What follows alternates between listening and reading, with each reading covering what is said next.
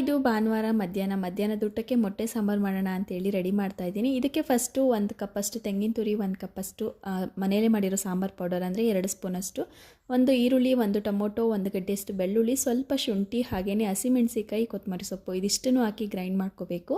ನಾವು ನಾರ್ಮಲಾಗಿ ತರಕಾರಿ ಸಾಂಬಾರಿಗೆಲ್ಲ ಯಾವ ಮಸಾಲೆ ಹಾಕ್ತೀವೋ ಸೇಮ್ ಅದೇ ಮಸಾಲೆನ ಹಾಕ್ಕೊಂಡು ಚೆನ್ನಾಗಿ ರುಬ್ಕೊಂಡು ನಂತರ ಅದನ್ನು ಒಂದು ಪಾತ್ರೆಯಲ್ಲಿ ಒಗ್ಗರಣೆಯನ್ನು ಕೊಟ್ಕೋಬೇಕು. ಅದನ್ನು ಚೆನ್ನಾಗಿ ಕುದಿ ಬರೋ ತನಕ ಕುದಿಸ್ಕೊಂಡು ರುಚಿಗೆ ತಕ್ಕಷ್ಟು ಉಪ್ಪು, ಹಾಗೆಯೇ ನಿಮಗೆ ಸಾಂಬಾರು ಕ್ವಾಂಟಿಟಿ ಎಷ್ಟು ಬೇಕೋ ಅಷ್ಟು ನೋಡಿ ನೀರನ್ನು ಸೇರಿಸ್ಕೊಳ್ಳಿ.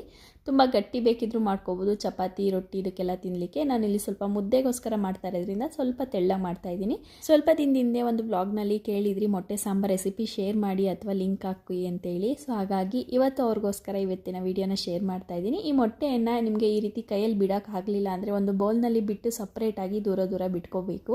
ಆವಾಗ ಒಂದಕ್ಕೊಂದು ಅಂಟ್ಕೊಳ್ಳಲ್ಲ ಅಷ್ಟೇ. ಒಂದು 10 ನಿಮಿಷ ಕುದಿಸ್ಕೊಂಡ್ರೆ ಮೊಟ್ಟೆ ಸಾಂಬಾರು ರೆಡಿಯಾಗಿರುತ್ತೆ. ಬಿಸಿ ಮುದ್ದೆ ಜೊತೆಗೆ